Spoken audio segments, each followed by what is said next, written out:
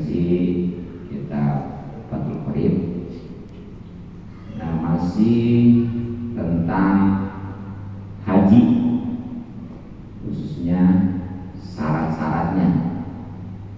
Ini yang harus diketahui sebab sangat rugian yang namanya syarat itu, dimana kalau memang terpenuhi syarat-syarat baru wajib haji.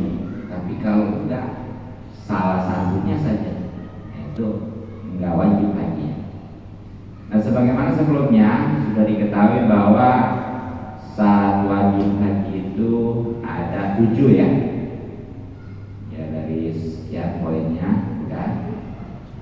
So, kemarin yang baru saja adalah dulu adanya kendaraan ya.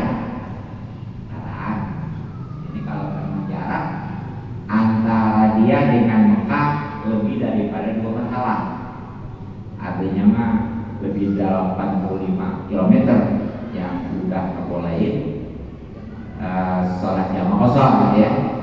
Adapun kalau kurang dari 2 berhala mah ya secara makanya itu mah dia mau ada mau kagak tetap wajib ya. Nah, ternyata dilanjutkan wa yustaratu, dan disyaratkan kaum melalukiro ya,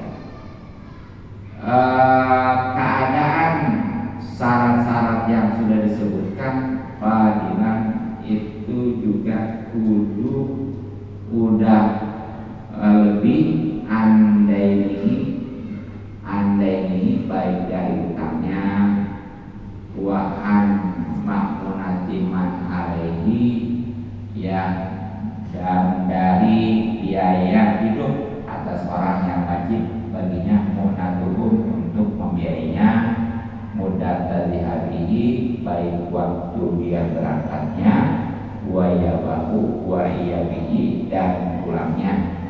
Juga wafadilan ada kelebihan aidon juga an-maskanihi daripada rumahnya al-laiki yang memang layak dengan rumah tersebut ya, wa an abdin, serta ada kelebihan daripada budak yaitu yang memang itu sudah pantas padanya. Jadi samping ya memang udah ada bekal kendaraan hanya gitu ya gitu.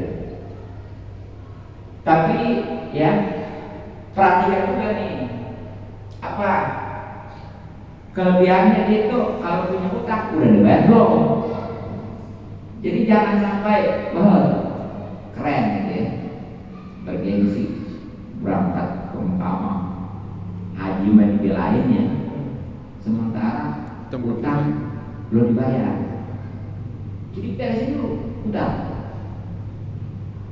Ya walaupun haji buat aja, haji itu wajib, ya utang itu kan sama. Dan yang namanya haji memang hakul ya, tapi utang hakul kami, makanya lebih berat. Jadi jangan bahasanya gengsi ya, dia keren atau berangkat haji mah, ya orang dia punya utang mah nggak ada jalan tahu ini, tapi kalau begitu dia haji kan orang pada tahu ya. Hanya nggak perlu itu, jadi beresin dulu. Minimal kalau memang dia kamu diberesin dulu ya, izin kan yang punya utang itu. Maaf, saya sebenarnya mau punya utang, tapi karena ini saya pengen jasa ya ibadah haji, jadi mohon ridhonya nih. Jadi ini uang bukan dipakai buat bayar utang dulu, tapi untuk haji dulu. Kalau katanya ini nggak apa-apa, boleh. Tapi kalau saya nggak diizinin, apalagi dia nyelonong sendiri aja, nah itu bahaya. Ya masalah haji misalnya sah-sah aja, selagi memenuhi syarat rukunnya. Tapi itu sebenarnya karena belum wajib, yaitu terlalu memaksakan gitu. Ya. Nah termasuk juga tadi kudu ada kelebihan daripada biaya keluarganya. kalau memang berangkat semua sih nggak masalah. Kan suka ada yang tinggalin anak ya, atau kalau memang dia punya orang tua tinggalin. Nah itu udah perhatikan tuh dari pergi sampai pulang. Jadi jangan asal dia enak-enak aja, cukup buat dia selama di sana ya. Sementara itu perhatikan. Gali kira-kira dalam jangka 40 hari itu ya, itu berapa? Ya kan haji itu kan 40 hari, lebih lah dikit kan. Perhatikan.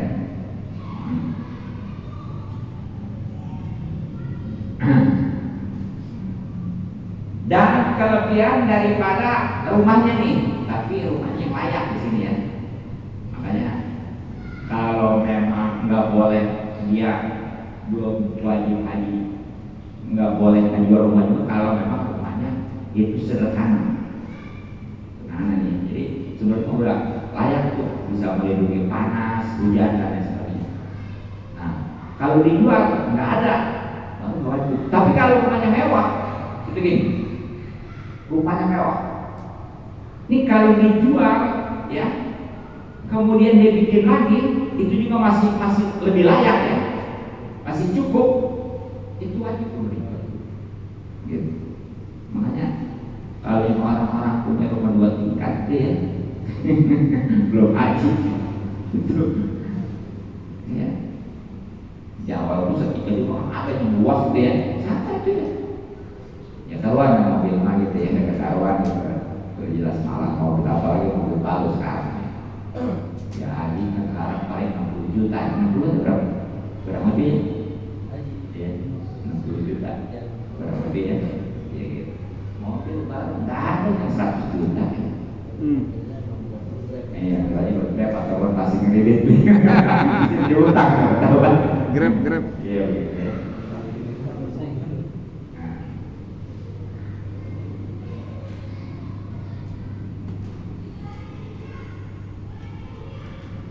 Jadi kalau memang rumahnya mewah, mah tetap buat dijual ya, bikinnya yang sederhana yang layak, itu sisanya buat haji.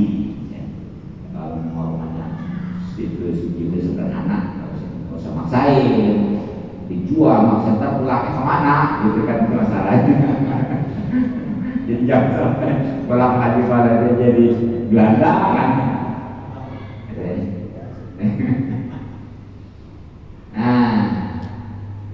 Kemudian juga ada kelebihan janganlah daripada budak yang memang itu layak juga. Yang budak itu pelan. Kalau di zaman dulu mah budak sekarang kan nggak ada. Kalau sekarang layak membantu. Tuh. Ya kalau memang dia itu memang perlu pembantu ya. Nah itu juga harus diperhatikan tuh pembantunya, biayanya dia. Gitu. Jadi jangan bukan hanya sekedar dia itu keluarganya, tapi juga kalau memang dia punya pembantu itu juga harus dipikirin biayanya tuh. Kira-kira kalau sebulan itu 40 hari itu berapa bayarannya total. Kalau ada kelebihan daripada semua itu tadi, ya dia udah ada bekal yang AMH, terus biaya utang itu udah beres, kemudian keluarganya ditinggalkan juga udah disiapin gitu ya. Termasuk kalau memang dia itu perlu yang namanya pembantu juga diperhatikan. Nah, pasti berangkat. Tapi kalau enggak, jangan masalah gitu aja. Nah kemudian watas liatun toiki dan aman perjalanan. Jadi syarat selanjutnya nih ya, kalau nggak salah ini yang keempat. Daripada wajib haji juga itu kudu aman dalam perjalanannya. Nah maksudnya gimana? Aman ini. Wal muradu, dan yang dimaksudkan bitakliyati dengan aman guna di sini amutoriki, yaitu aman perjalanan zonan baik dengan persangkaan bihasbi mayaliku ya seperti dengan yang selayaknya lah di kuli makanin di tiap tempat. Jadi maksudnya aman perjalanan ini kalau dari Indonesia nih ke Mekah itu diyakini minimal disangka udah aman, nggak ada peperangan ya. Iya. Tapi kalau umpamanya terjadi lagi konflik ya, seperti waktu saya berangkat waktu itu ya tahun 2010 itu di Irak tadi mana lagi perang di Irak tadi ya. Itu, makanya pesawat itu berada lama tuh diputer, jadi nggak melintas itu, gitu ya.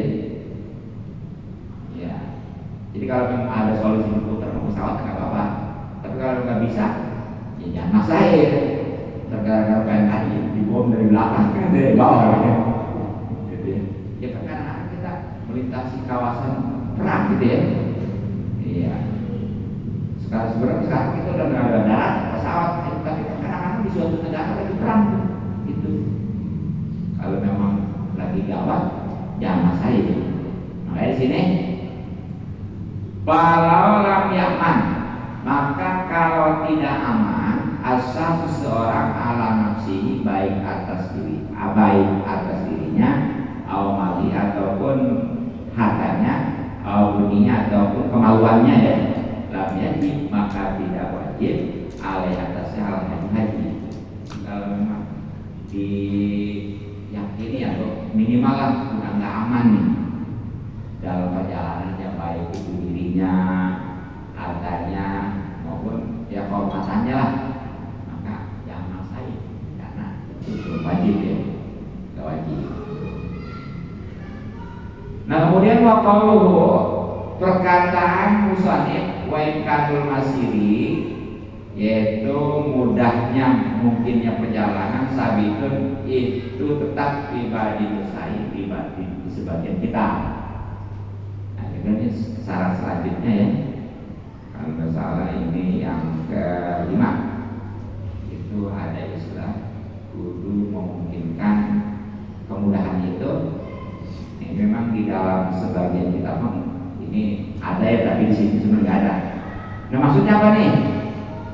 Wal muradu, yang dimaksudkan bihadzal imkani, dengan kemungkinan ini, ayabqa, yaitu dia masih bisa minaz zamani, daripada masa pada wujud zati, setelah adanya bekal wa rahilati dan kendaraan, mayumkinu ya, apa yang memungkinkan bihi pada zaman itu asairu ya, dia berangkat al-mahulu yang memang sudah dijanjikan waktunya ilal haji, kepada haji. Jadi maksudnya di samping aman ya perjalanan tadi, juga memang masih ada kemungkinan kalau haji mana. Artinya jadi masih ada waktu, sebab kalau haji mah ada batasannya. Kan kalau haji mah liwat dari bulan haji Dzulhijjah ya, udah nggak boleh, udah habis waktu khususnya untuk wukuf ya. Makanya jadi walaupun bekalnya udah ada nih ya, bahkan aman nih, tapi keamanannya itu tertunda sampai kapan? Sampai bulan Muharram. Kan udah habis waktunya kan, itu wajib gitu. Ya. Tadi jadi keamanannya juga kalau memang dari sebelum bulan Dzulhijjah. Adapun kalau udah bulan Dzulhijjah maka udah nggak bisa wukuf haji, nah itu berarti nggak memenuhi syarat juga. Ya kecuali kalau umroh, kalau waktunya kapan aja, di masa haji juga boleh pakai umroh. Ya bahkan kan di antaranya juga termasuk bagian daripada haji ya. Makanya di samping ada aman juga, keamanan itu memang pada waktu yang pelaksanaan haji itu pasti ada gitu ya. Terus tadi minimal maksimal ya itu sampai bulan Dzulhijjah. Kalau umpamanya nih ya dari bulan Syawal nih ya, itu belum aman. Bulan Saban juga, bulan Syawal kenapa? Dzulqa'dah ya, belum aman. Nah, barang begitu bulan Dzulhijjah juga belum aman. Nah, bulan Muharram udah aman, nggak wajib. Udah lewat ya, gitu. Karena udah lewat waktunya. Nah, gitu.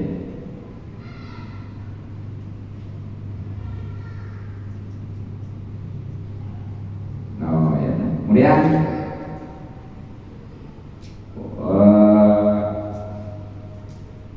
banyak anggaran, maka kalau memungkinkan illa anahu, ya kecuali yaitu yang tajuk dia itu butuh likotin untuk memutuskan marhalah ini, dua marhalah untuk menempuh dua marhalah bibadil anami, ya pada sebagian dalam perjalanan lam yalzamu, maka enggak wajib tuh al-had baginya al-had haji itu karena pada tadi deh. Jadi kalau memang dia amannya tapi waktu pelaksanaan haji itu habis, tetap walaupun aman itu enggak wajib karena sudah terlewatkan.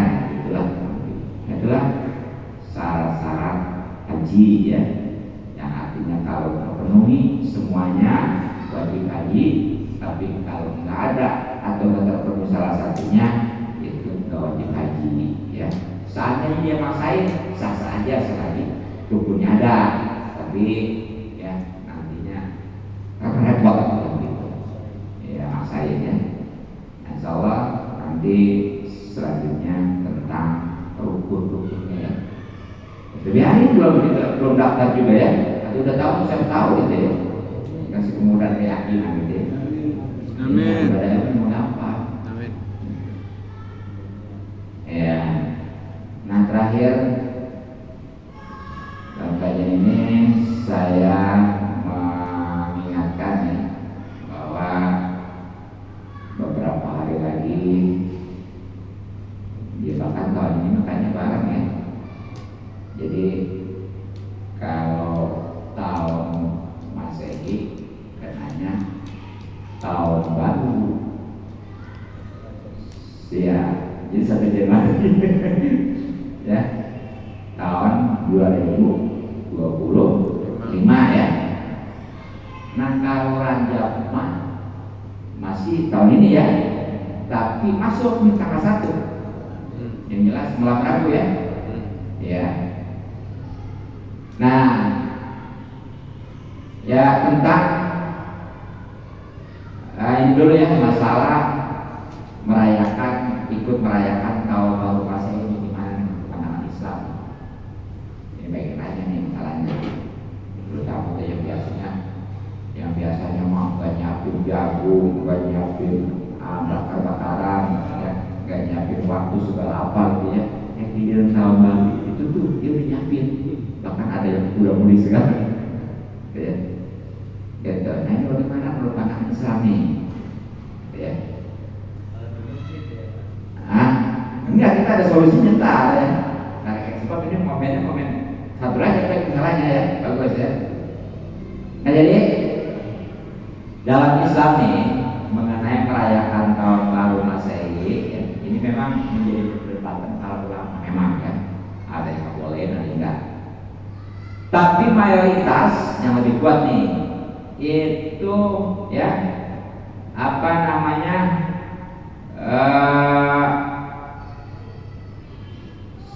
dengan ketentuan satu itu nggak boleh. Satu itu bisa kategori masuknya bid'ah. Artinya bid'ah itu tadi dicontohkan oleh Rasulullah. Ya, sebab di dalam Islam itu hari raya udah jelas ya, hanya Idul Fitri dan Idul Adha. Jadi jangan ikut-ikutan nih. Ya masalah ketua DKM masjid nih atau ya haji imam positif. Jadi jangan latih ikut-ikutan.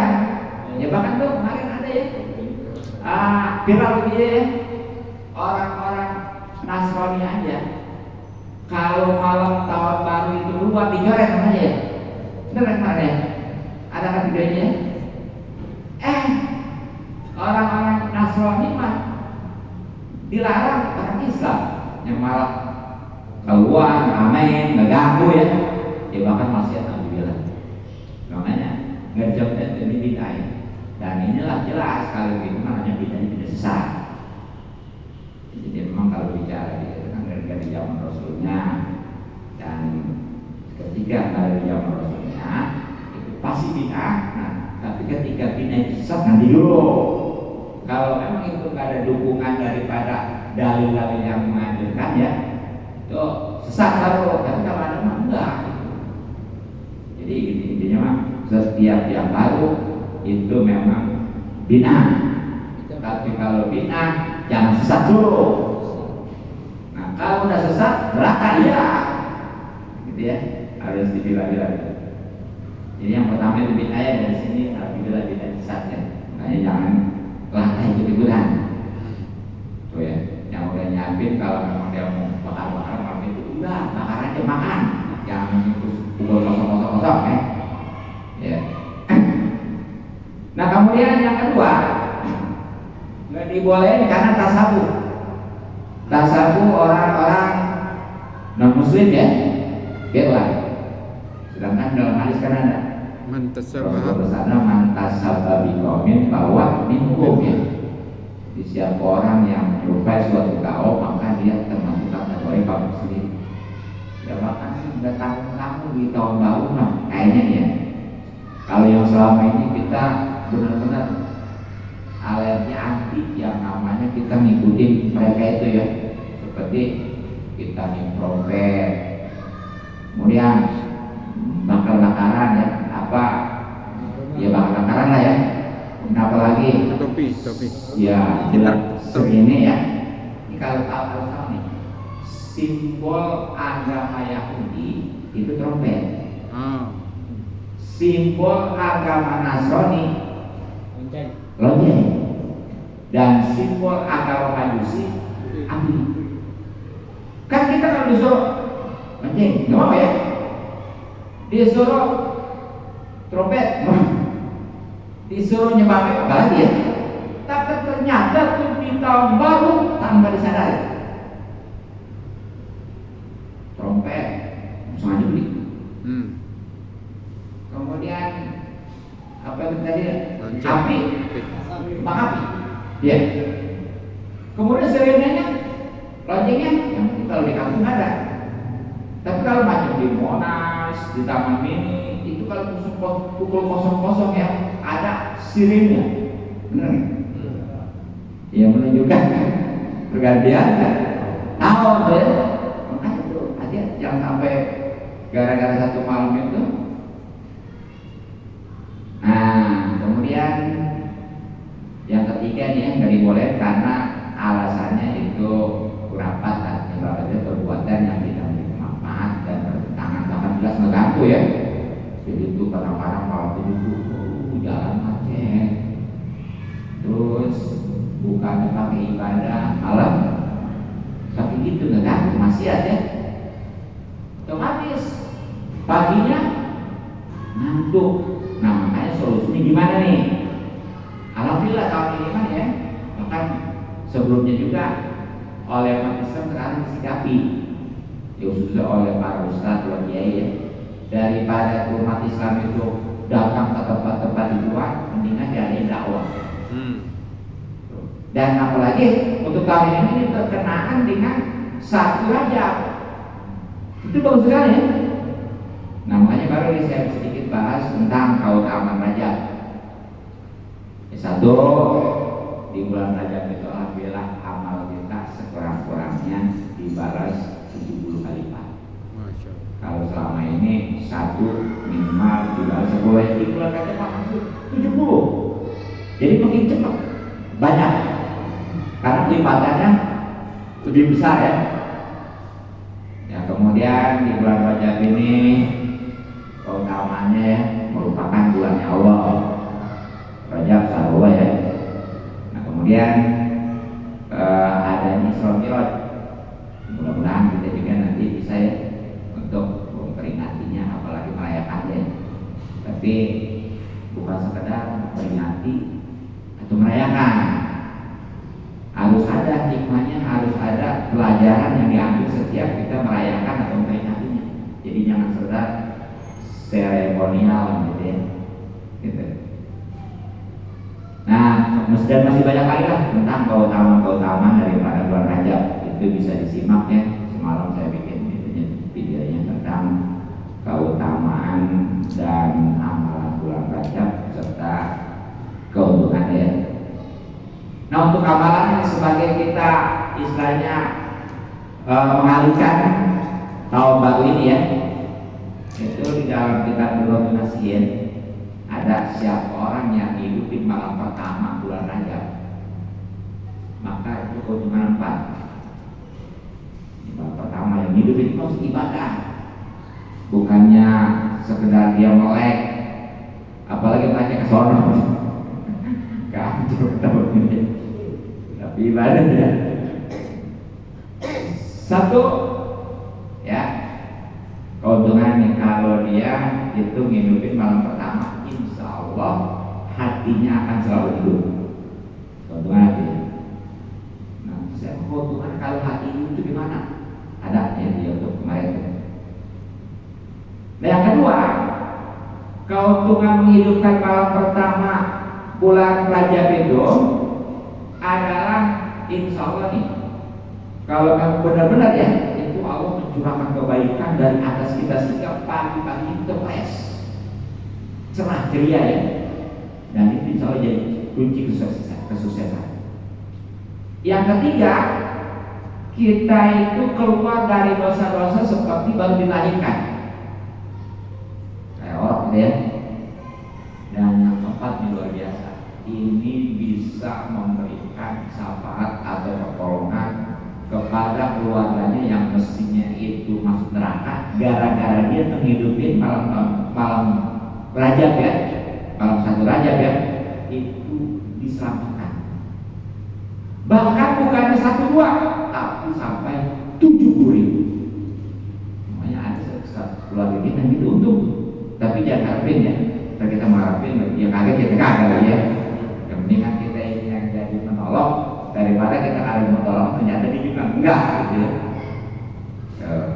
Nah memang dengan apa kita hidupnya ibadah saja. Nah diantaranya Bapak banyakin doa sebagaimana Rasulullah contohkan, Allahumma barik lana fi Rajab wa Sya'ban. Nah ini sampai Ramadan nih. Jadi kalau dari bulan Rajab mah sampai Ramadan itu tuh Allahumma barik lana fi Rajab wa Sya'ban wa barik Ramadan ya. Ya, nah nanti dari Ramadan ke Ramadan itu yang tadi oleh sholat jiwa dibaca ya, kalau kobal minus sholat darah ya, itu tadi. Dan bahkan ini bukannya di malam itu aja terus ya, baca. Nah ini juga keuntungannya ada ya, jadi jam semalam ya. Dan amal-amal lainnya juga ada semuanya itu kurang lebih di YouTube yang judulnya keutamaan dan amalan bulan Rajab serta keuntungannya ya, dikasih aja. Mungkin cukup ya, mudah-mudahan manfaat. Mohon maaf yang malu. Subhanallah bihamdik. Assalamualaikum warahmatullahi wabarakatuh. Waalaikumsalam warahmatullahi wabarakatuh.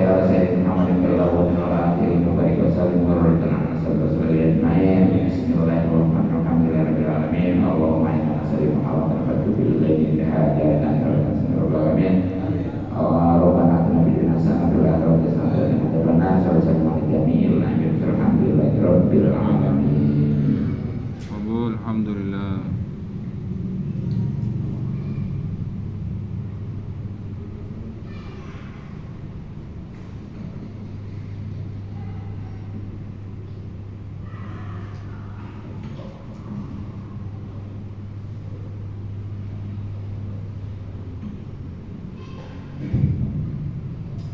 Alhamdulillah, jazakumullah khairan katsiran kepada Abu Karom tujuan yang telah memberikan materi taklimnya. Mudah-mudahan apa yang telah disampaikan bisa kita simak, kita pahami dan kita amalkan. Amin. Baik jamaah yang dirahmati Allah, demikianlah taklim kita pada malam hari ini. Terima kasih atas keikutsertaannya. Semoga apa yang kita jalankan akan mendapatkan pahala di sisi Allah Subhanahu wa taala. Amin ya rabbal alamin. Billahi taufiq wal hidayah. Wassalamualaikum warahmatullahi wabarakatuh. Waalaikumsalam warahmatullahi